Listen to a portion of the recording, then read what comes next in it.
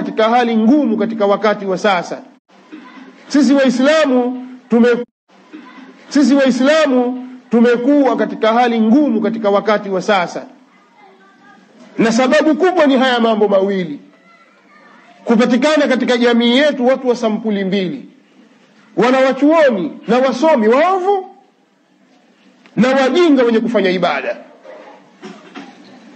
Hivi ni vitu viwili vibaya, vikiingia katika umma, basi umma uko katika hatari kubwa. Na kila mmoja katika sisi kwa nafsi yake ni shahidi juu ya hilo.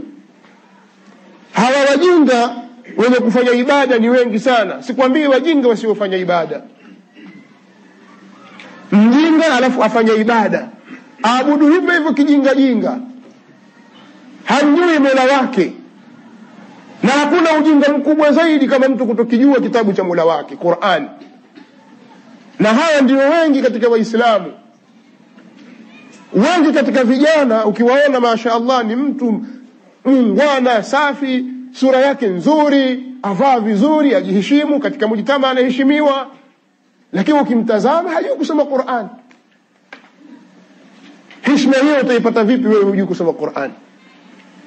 Utamwona mzee, mtu mzima, anakadimishwa katika mambo, tafadhali, karibu. Watu akija, watu wana kaingia mtu si kijitu, lakini hajui kusoma Qur'an. Na kama ajua kusoma, ajua kulipua tu, la yuqimu hurufa, hawezi kusimamisha hurufi za Qur'an. Na kama atalimudu hilo, basi pengine hajui maana ya Qur'an, hajui tafsiri yake, asoma tu. Sasa haya ni matatizo. Haya ni matatizo makubwa ambayo yanatufanya sisi tuingie katika balaa. Sasa hebu jaribu kupita na kupeleleza, kuuliza, kwa nini Waislamu waliozaliwa katika Uislamu hasa wengi wao hawajui kusoma Qur'ani? Kitu gani kilichowafanya waingie katika hilo? Ni kwa sababu hakuna misikiti ya watu kwenda kusoma, madarisi hakuna, au ni kitu gani? Hakuna wakati, hakuna nini? Ukipeleleza na ukifuatilia utakuta hakuna kizuizi chochote. Hiyo misikiti hii ni watu waingia kuswali na kutoka. Wakati mwingi watu wamaliza katika maskani zao, katika sehemu za lahu, katika sehemu za lahu, katika mambo ya porojo, katika michezo, katika vitu visivyokuwa na faida, katika ma-TV, watu wakitazama ma-TV kila wakati, musalsalat na vitu mbalimbali, bongo movies na vitu gani watu waangalia kila wakati. Lakini hawezi kupata wakati wa kukaa kumwambia mwalimu nifundishe Qur'an. Ikifunguliwa darasa ya Qur'an, tena mawaidha kama hivi msikiti, hutapata mahali pa kukaa, na wengine kama hivyo unavyoona kwa madirishani.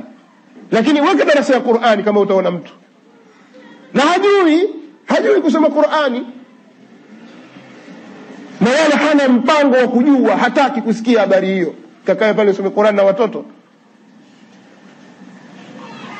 Hawa ndio watu wanaoharibu umma huu wa Muhammad, kwa sababu maangamivu hayaji isipokuwa kwa ujinga. Ujinga kushakithiri. Ina maana kama hujui kitabu wewe cha Allah subhanahu wa ta'ala, huwezi ukasimama kukisoma kitabu hiki. Na waliosifiwa kwa kheri ni wale ambao wanaisoma Qur'ani haqqa tilawatihi, wanaisoma Qur'ani ana al-layli wa atrafa an-nahar. Na tilawa ina maana pia vile vile ya mutabaa, kuifuata Qur'an. Nususi ziko nyingi, lakini kwa sababu nimekusudia kuzungumza kwa mukhtasar, nitakuwa nazungumza kwa ujumla. Aliyozungumza Sheikh Abu Hashim yametosheleza katika nususi kutilia mkazo katika hili. Lakini ujinga umekithiri katika miji yetu, ujinga umekithiri ndani ya nyumba za Waislamu. Kwa sababu ya ujinga, watu wakawa hawajui itikadi yao sahihi kuhusu Mola wao. Watu hawamjui mtume wao sallallahu alaihi wasallam na haki zake vile inavyotakiwa. Watu wanayojua wao ni kwa njia ya kurithi, tukasikia mtu fulani kasema, basi naye apokea tu. Watu hawajui namna ya kumwabudu Mola wao na utekelezaji wa ibada. Utazama watu wengi katika swala zao wanaswali kwa kuiga. Lakini leo mathalan utatia mtihani kwa watu kumwambia fulani, hebu simama swali kwa sauti tusikie, Pale unaposwali wewe wasemaje? Tukusikie. Ndio utakapoona kwamba watu wanatukana ndani ya swala, badala ya kumwadhimisha Mola wao pengine wakawa wamtukana Allah tabaraka wa taala, kwa sababu Qur'ani waisoma makosa, adhkari hawazileti sawa sawa, au uzushi umekithiri. Yale aliyofunza Mtume sallallahu alaihi wasallam hayapo, watu wanayao mingine. Swala zao zimekuwa za kuigaiga. Hili ni tatizo, utaliona. Kwa hiyo namna ya kuabudu pia jambo hili hulipati. Misingi ya kuongoza katika haki na kujua hii ni batili, hilo pia utakuta halijulikani, kwa sababu wakati tuliokuwa nao wazungumzaji wamekuwa wengi, vijogoo vimekuwa vingi, na vijogoo vikiwa vingi usiku waharibika. Sasa wazungumzaji wengi sana, na wengi katika wao si wa kweli, hawana elimu. Lakini kwa sababu wewe hujui, wewe waangalia mirindimu ya sauti inavyotoka, ikikukuna katika nafsi yako, sababu mashaallah yule kiboko yule mimi nampenda sana yule, lakini huna kigezo chochote kujua kwamba asema haki au batili. Huna. Wewe kasema kusifia mashaallah maneno ya leo, yale kiboko yale, kazi yako wewe kusifia sifia tu, lakini huna mizani ya kujua kwamba huyu kazungumza haki au batili. Sasa unapokuja mambo ya khilafu na migongano, hawa wasema hivi au wasema hivi, ndipo utakapoona sasa kwamba huyu ni dhaifu. Watu wengi utasikia sasa, mashekhi bwana itabidi mkae bwana mzungumze mambo, maana matutatiza sisi wajinga maamuma. Matutatiza sasa nyinyi sisi. Kwa nini utatizwe? Kwani hii dini miliki ya nani? Ndio maana sisi katika da'wa yetu, da'wa ya ahli sunnah wal jamaa, tuhimiza kwamba msingi mkubwa kabisa wa kwanza kabisa ni elimu. Lazima watu wasome, watumie wakati wao kwenye kusoma, na udhuru wa kusema hakuna wakati, huo ni uongo mtupu. Huo ni uongo mtupu. Tutajua kwamba wakati mnao wa kucheza madhumna, kucheza makeram, kucheza mapool table, kucheza madrafti, kucheza mipira, kuangalia matelevision, kukaa kupiga domo kaya tu katika maskani, wakati mnao. Lakini kusoma Qur'ani wakati huo hamna, na umri unakwenda. Sasa anayefahamu dawa ya Mtume sallallahu alaihi wasallam hawi hivyo, anakaa kitako akasoma dini yake. Japokuwa kwa siku ajua leo nimekwenda msikitini nimejifundisha kitu kimoja.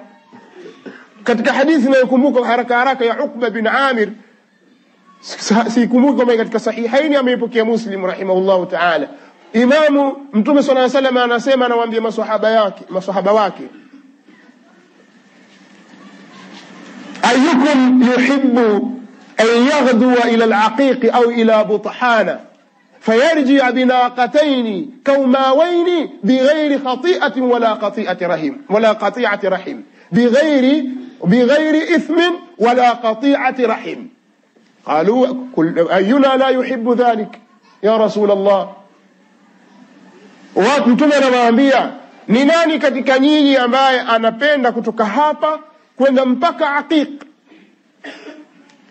au kutoka hapa kwenda mpaka Buthan, kila siku asubuhi atoka, akifika kule achukua ngamia wawili walionona, pengine ngamia wawili wenye mimba, achukua arudi nao mjini.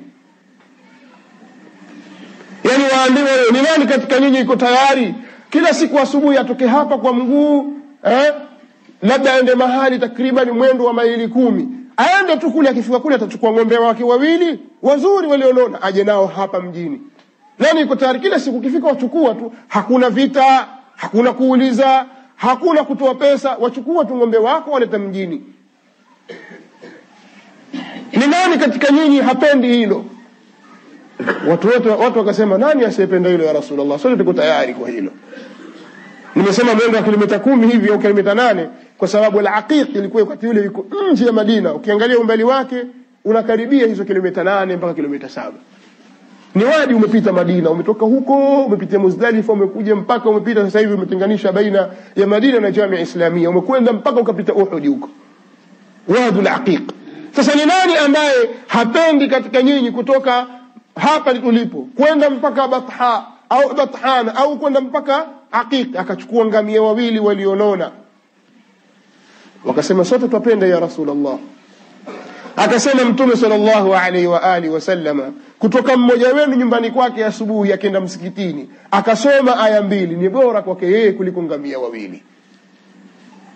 Wa thalath khairu min thalath wa arba'u khairu min arba' wa min a'dadihinna min al-ibil.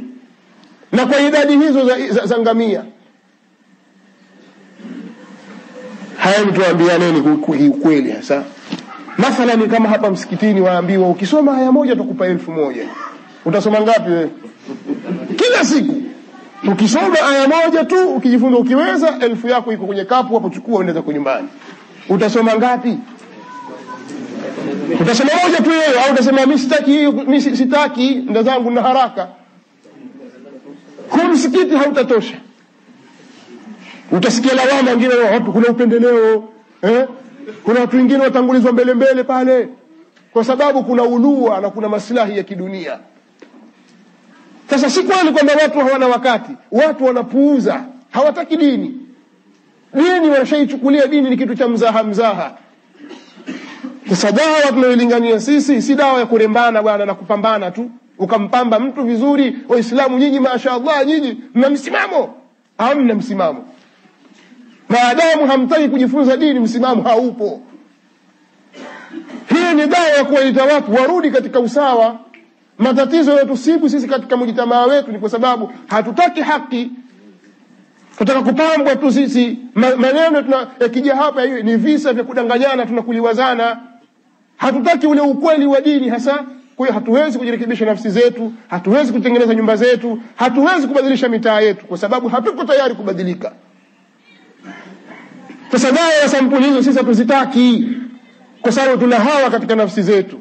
Na huku tuomba hidayah ni kama vile sasa wewe washika njia waelekea kusini, huko kusini mwa Afrika, waomba ya Rabbi nifikishe salama Maka.